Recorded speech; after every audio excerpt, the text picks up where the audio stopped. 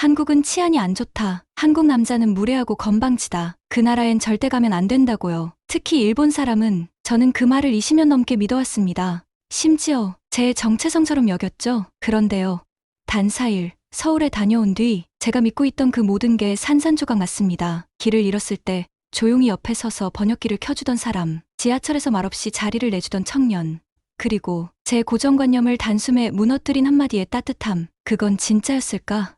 아니면 내가 그동안 속고 있었던 걸까? 오늘 이야기의 주인공은 우익 커뮤니티의 그림자 속에서 살던 한 일본 여성입니다. 그녀가 경험한 대한민국, 그곳에서 만난 낯선 진심에 관한 이야기. 지금 당신이 믿고 있는 그 나라는 진짜일까요? 단 1초만 투자해서 좋아요와 구독 부탁드립니다. 이제 그 놀라운 변화의 여정을 함께 들어보시죠. 저는 일본 오사카에 살고 있는 28살 여성 오우아 시레이카입니다. 지금은 조용한 사무직으로 평범하게 살아가고 있지만 제 안에는 늘 누구에게도 말하지 못한 복잡한 그림자가 있었습니다. 바로 한국에 대한 감정입니다. 처음부터 이랬던 건 아니었습니다. 아주 어릴 적 아버지께서는 종종 전쟁과 관련된 이야기들을 들려주셨습니다. 우리는 피해자였다. 한국은 늘 우리를 싫어했다는 말은 마치 가족의 전통처럼 반복됐고 저도 그 말을 자연스럽게 받아들이며 자랐습니다. 초등학교 시절 역사 시간에 잠깐 나왔던 위안부나 강제징용 같은 단어들조차 저는 불편하게 느꼈습니다. 그냥 뭔가 우리를 억지로 나쁘게 몰아가는 이야기 같았거든요. 대학교에 들어가면서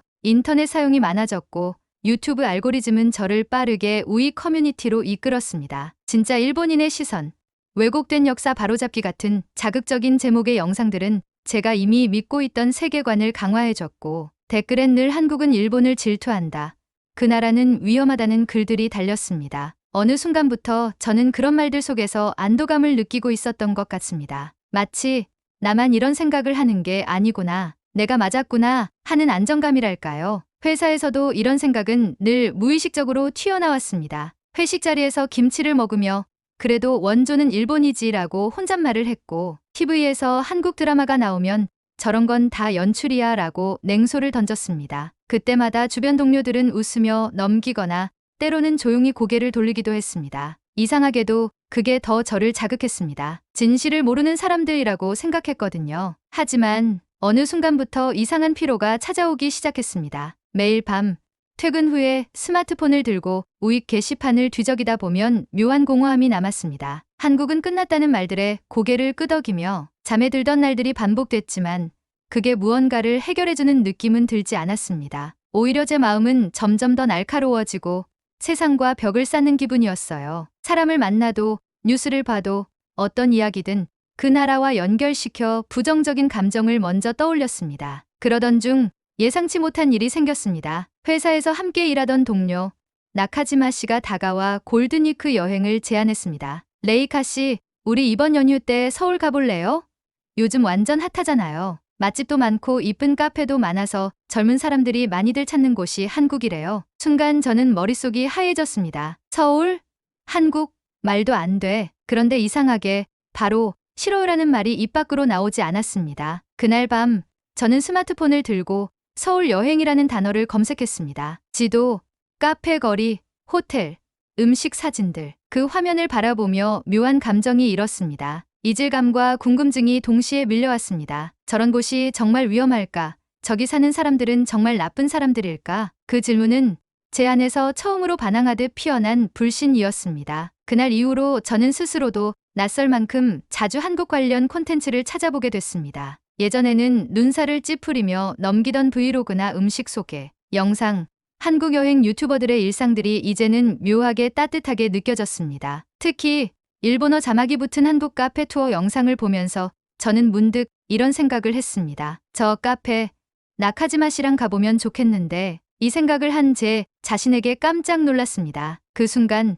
평소 우익 커뮤니티에서 보았던 댓글들이 머릿속을 스쳐 지나갔습니다. 한국은 일본인을 혐오한다. 혼자 가면 위험하다. 일본어 쓰지 마라. 그 수많은 경고들. 하지만 영상 속 사람들은 너무도 자연스럽게 웃고 있었고 거리 풍경은 평온했습니다. 그때 아주 작지만 분명한 감정이 마음 한켠에 스며들었습니다. 그건 두려움이나 증오가 아닌 확인하고 싶다는 마음이었습니다. 내가 지금까지 믿어왔던 게 정말 맞는지, 그 수많은 말들이 과연 실제로 존재하는 현실인지. 그리고 그 확인은 생각보다 빠르게 찾아오게 됩니다. 골든위크가 시작되는 날, 저는 인천공항에 내렸습니다. 출국장 문이 열리는 순간부터 이미 제 머릿속은 복잡했습니다. 입국 심사 때는 괜히 얼굴이 굳었고 혹시 일본 여권을 본 직원이 차가운 표정을 짓지 않을까 긴장도 했습니다. 그런데 그 직원은 아무 말 없이 친절하게 도장을 찍고 웃으면서 어서 오세요라는 말까지 덧붙였습니다. 처음부터 예상이 어긋난 겁니다. 지하철을 타러 가는 길, 공항 내부의 질서정연한 모습에 저는 또다시 당황했습니다. 이 정도로 조용하고 깨끗한 공간일 줄은 몰랐습니다. 지하철도 마찬가지였습니다. 모든 승객이 줄을 서서 탑승했고 안에서는 조용히 스마트폰을 보거나 이어폰을 낀 채 책을 읽고 있었습니다. 시끄럽고 혼란스럽다던 이미지와는 너무도 달랐습니다. 첫날은 명동 근처 숙소에 짐을 풀고 가까운 거리를 산책하기로 했습니다. 사람이 많은 거리에서 일본어를 사용하는 게 긴장이 되었지만 아무도 저를 신경 쓰지 않았습니다. 편의점에서 물건을 집다가 실수로 바닥에 떨어뜨렸는데 옆에 있던 한국 남성이 조용히 주워주며 괜찮으세요?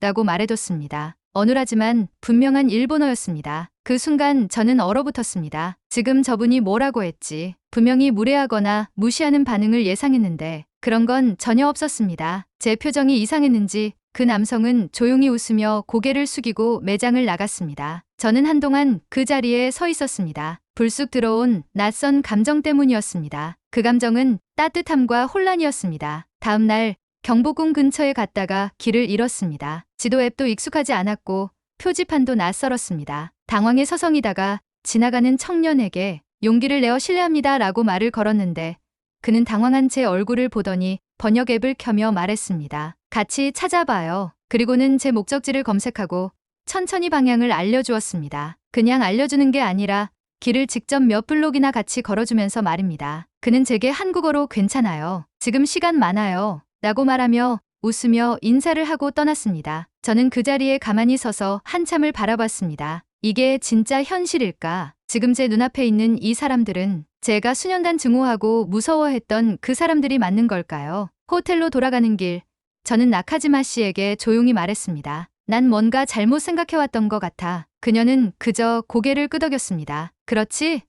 나도 처음 왔을 때 그랬어. 그날 밤 숙소에서 창밖을 바라보며 저는 스스로를 돌아보았습니다. 언제부터 이런 생각을 하게 됐을까? 왜 저 사람들은 우리를 싫어할 거야 라는 가정으로 시작했을까? 저는 그동안 한 번도 한국인과 직접 이야기해 본 적도 없었고 한국을 방문해 본 적도 없었습니다. 그런데도 왜 이토록 강한 감정을 가질 수 있었던 걸까요? 저는 그렇게 믿고 살아왔습니다. 인터넷에서 봤던 댓글들, 유튜브 영상 속 자극적인 장면들, 그리고 주변 사람들의 말들, 그 모든 것들이 저를 지금까지 이끌어왔습니다. 하지만 그건 사실이 아니라 반복이었음을 이제서야 깨닫게 되었습니다. 진실은 체험 속에 있었고 사람의 진심은 만나봐야 느낄 수 있는 거였습니다. 셋째 날, 저는 북촌 한옥마을에서 사진을 찍고 있었습니다. 좁은 골목 사이로 햇빛이 내리쬐고 벽에는 고즈넉한 한글 간판들이 붙어 있었습니다. 관광객들이 사진을 찍고 한복을 입은 사람들이 서로를 찍어주는 모습이 참 평화로웠습니다. 그때 뒤에서 누군가 저를 불렀습니다. 사진 찍어드릴까요? 일본어였고 저는 놀라서 돌아봤습니다. 한중년의 한국 남성이 제 카메라를 가리키며 미소를 짓고 있었습니다. 그가 찍어준 사진은 구도를 맞추느라 몇 번이나 자세를 바꾸고 다시 한 번요 라고 말하면서 웃음을 유도해줬습니다. 전혀 무례하지 않았고 위험하지도 않았습니다. 그 순간 저는 처음으로 이런 생각을 했습니다. 왜 이런 사람들을 두려워했을까? 그리고 마음 깊은 곳에서 그게 정말 내 생각이었을까라는 질문이 피어올랐습니다. 서울에서의 일정이 절반 정도 지나자 제 안의 감정은 점점 더 복잡해졌습니다. 길거리에서 마주친 수많은 사람들, 카페에서 마주친 점원들, 지하철 안에서의 풍경들, 어디를 가도 무례함이라는 단어는 찾아볼 수 없었습니다. 오히려 저는 그 따뜻한 시선과 무심한 배려에 당황하곤 했습니다. 하지만 숙소에 돌아오면 이상하게도 저는 무의식적으로 스마트폰을 열고 예전처럼 우리 커뮤니티를 들여다보았습니다. 새로 올라온 글 제목들은 여전히 똑같았습니다. 한국은 반일 국가다. 한국인 남성과 일본인 여성의 비극적인 사례. 절대 여행하지 마라. 그 댓글들에는 가면 안 된다. 위험하다. 조심해라는 문장들이 반복되고 있었습니다. 불과 몇 시간 전 서울의 전통시장 골목에서 일본어로 맛보세요라고 건넨 상인의 미소가 머릿속을 스쳐 지나갔습니다. 그 상인은 저와 눈을 마주치자 활짝 웃으며 직접 떡을 잘라 건네주었습니다. 이거 일본 분이 좋아하는 맛이에요. 그는 어느 나라 사람인지도 모르면서 제 외모와 억양만으로도 일본인임을 알아채고 반갑게 대해주었습니다. 그 짧은 순간은 그저 상인과 관광객의 관계를 넘어선 인간적인 교감이었습니다. 그래서 더더욱 커뮤니티 속 글들이 허공에 뜬 먼지처럼 느껴졌습니다. 그 글을 쓴 사람 중에 과연 한국을 직접 경험한 사람은 몇이나 있을까? 댓글을 다는 이들은 이곳의 사람들과 눈을 마주치며 대화를 나눠본 적이 있을까? 이 질문은 곧 저 자신에게도 돌아왔습니다. 저 역시 단 한 번도 그런 경험 없이 그 나라에 대한 편견을 키워왔던 사람이었으니까요. 그날 저녁 저는 숙소에서 나카지마 씨와 와인을 나누며 조용히 말했습니다. 있잖아. 난 지금까지 한국 남자들이 정말 무섭다고 생각했거든. 그녀는 놀라지 않았습니다. 대신 조용히 고개를 끄덕이며 말했습니다. 응, 나도 그랬어. 그리고 우리는 각자의 경험을 털어놓았습니다. 제가 지하철에서 자리를 양보받았던 이야기, 편의점에서 남자가 조용히 물건을 주워준 이야기, 길에서 도움을 줬던 청년, 사진을 찍어줬던 중년 남성까지. 그들은 공통적으로 정중하진 않았지만 진심이 느껴졌습니다. 무뚝뚝하고 말이 적었지만 행동 하나하나에는 상대를 배려하는 기색이 분명하게 담겨 있었습니다. 그때 저는 문득 이런 생각이 들었습니다. 왜 나는 일본 남자들과 연애할 때조차 이런 신뢰감을 느낀 적이 없었지? 저는 연애를 많이 한 편은 아니지만 과거 만났던 일본 남자친구들과의 관계는 항상 조심스러웠습니다. 말을 조심해야 한다. 상대의 기분을 살펴야 한다. 직장에서 문제가 생기면 곤란하다. 그런 이유로 그들은 제 앞에서 항상 무언가를 연기하는 느낌이 강했습니다. 겉으론 정중했지만 속을 알 수 없었고 뭔가 늘 거리감이 있었습니다. 그에 비해 한국에서 만난 남성들은 처음 보는 사이임에도 나를 신경 쓰고 있다는 감정이 느껴졌습니다. 그들은 예의를 갖춘 말투 대신 직접적인 행동으로 도와줬고 멋을 부리기보다 필요한 순간엔 즉각 움직였습니다. 그 순간 저는 뼈아프게 깨달았습니다. 무례함과 무심함은 다르고 정중함과 진심도 다르다는 사실을요. 그리고 제가 그동안 그렇게 경계했던 한국 남성들에게서 오히려 가장 인간적인 온도를 느끼고 있다는 아이러니. 그날 밤 커뮤니티를 다시 들어가 봤지만 더 이상 이전처럼 글을 읽으며 고개를 끄덕일 수 없었습니다. 그곳엔 여전히 과거 속에 머무는 말들과 실제와는 동떨어진 상상들이 가득했습니다. 특히 어떤 글에선 요즘 한국 남자들은 일본 여자만 보면 욕부터 한다는 글이 있었는데 저는 그 순간 웃음을 터뜨릴 뻔했습니다. 내가 방금 만난 그 청년은 일본어로 괜찮으세요? 라고 했고 사진을 찍어줬던 중년 남성은 배경이 참 예쁘다는 말까지 덧붙였는데 말이죠. 결국 저는 커뮤니티 창을 닫았습니다. 그리고 다시는 열지 않았습니다. 그곳은 감정만 있고 경험은 없는 세계였습니다. 저를 지탱해주던 건 진실이 아닌 동조였다는 걸 이제는 압니다. 저는 처음으로 진심을 만났고 그 진심은 제가 믿고 있던 세계를 송두리째 흔들어버렸습니다. 서울에서의 마지막 날, 저는 혼자 북촌의 조용한 찻집에 앉아 있었습니다. 따뜻한 유자차에서 올라오는 향이 코끝을 간지럽히고 창밖으로는 조용히 비가 내리고 있었습니다. 저는 그곳에서 지난 며칠간의 시간을 하나하나 되짚어 보았습니다. 마치 오래된 거울을 닦아내듯 저라는 사람의 내면을 비추어 보는 기분이었습니다. 귀국 비행기 안에서 저는 한참을 창밖만 바라봤습니다. 한때 그렇게 멀게만 느껴졌던 도시가 이제는 다시 오고 싶은 곳이 되어 있었습니다. 단순한 여행지를 넘어서 저를 변화시킨 시작점이었으니까요. 일본에 도착하자마자 일상은 다시 제 자리로 돌아왔습니다. 사무실 사람들도 거리도 버스 안의 조용한 풍경도 모두 그대로였습니다. 하지만 달라진 건 제 시선이었습니다. 예전 같았으면 식사 자리에서 한국은 좀 그래야 하는 말을 아무렇지도 않게 꺼냈겠지만 이제는 그런 말이 입안에서 멈췄습니다. 며칠 뒤 가족들과 저녁을 먹는 자리에서 한국에서 찍은 사진을 보여주었습니다. 처음엔 아버지가 무심하게 넘기더니 어느 순간 멈춰서 묻더군요. 여기 참 정돈돼 있구나. 저 사람들 관광 안내원이야? 저는 조용히 웃으며 말했습니다. 아니요. 그냥 지나가던 사람들이에요. 제가 길을 헤매니까 도와주더라고요. 순간 가족들 모두 조용해졌습니다. 어머니는 국을 뜨던 손을 멈췄고 동생은 휴대폰을 내려놓고 화면을 뚫어지게 바라봤습니다. 그 누구도 그럴 리 없어라고 말하지 않았습니다. 오히려 어색한 정적 속에서 저는 처음으로 제 말을 경청받고 있다는 느낌을 받았습니다. 그 이후로 가족들의 반응도 조금씩 변하기 시작했습니다. 아버지는 예전처럼 한국 드라마는 다 조작이야라는 말을 하지 않게 되었고 어머니는 한국 요리를 다룬 요리 채널을 즐겨보시기 시작했습니다. 특히 동생은 어느 날 제 방에 들어와 말했습니다. 누나, 나 이 노래 들어봤어. 요즘 이 그룹 인기 많잖아? 그러더니 휴대폰에서 K-팝을 재생해줬습니다. 그 장면은 마치 우리 가족 안에 흐르던 오랜 습관이 조금씩 녹아내리는 순간이었습니다. 저는 그제야 깨달았습니다. 우익이란 건 믿음이 아니라 습관이었다는 것을요. 오랫동안 들어온 말들, 그대로 따라온 감정, 아무 의심 없이 반복했던 반응들. 그리고 그 습관은 단 한 번의 경험 앞에서 너무도 쉽게 무너질 수 있었습니다. 회사에서도 변화는 찾아왔습니다. 회의 중에 한국 기업과의 협업 이야기가 나왔을 때 저는 자신 있게 말했습니다. 제가 직접 느껴본 바로는 정말 신뢰할 만한 파트너일 수 있어요. 처음에는 상사들이 놀란 표정을 지었지만 제 말을 막지 않았습니다. 그날 이후 저는 팀 내에서 한국 경험자로 불리기 시작했습니다. 그리고 누군가 한국 갈 일 있으면 물어볼게요라고 말했을 때 저는 조용히 웃으며 고개를 끄덕였습니다. 가장 큰 변화는 제 자신이었습니다. 예전에는 스마트폰만 열면 자동으로 들어가던 우익 커뮤니티 앱을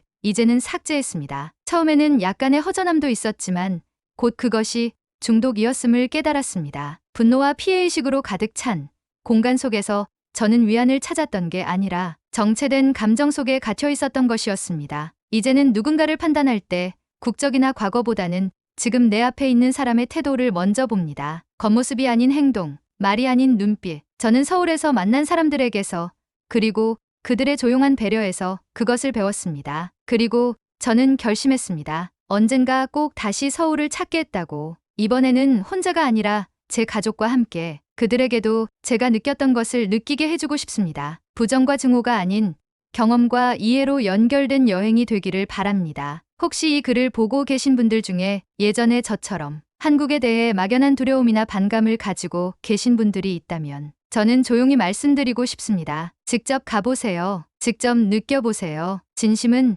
경계를 넘어 다가옵니다. 그리고 마지막으로 제 이야기를 들어주신 모든 분들께 감사드립니다. 저는 그저 제 작은 변화를 나누고 싶었습니다. 그리고 그 변화가 누군가의 마음에 작은 울림이 되기를 바랍니다. 오하시레이카 씨의 이야기를 들으면서 여러분은 어떤 생각이 드셨나요? 과연 우리가 믿고 있는 편견은 어디서부터 시작된 걸까요? 여러분의 경험, 그리고 생각을 댓글로 꼭 들려주세요. 작은 목소리들이 모이면 더 큰 진심을 만들 수 있습니다. 이처럼 누군가의 삶을 바꾼 이야기, 마음을 흔드는 경험이 더 알려지길 바라신다면 당신의 클릭 하나가 또 다른 레이카 씨의 시작이 될 수 있습니다. 이처럼 누군가의 삶을 바꾼 이야기, 마음을 흔드는 경험이 더 알려지길 바라신다면 좋아요와 구독, 그리고 알림 설정까지 부탁드립니다. 감사합니다. 여러분의 K 감동탐험입니다.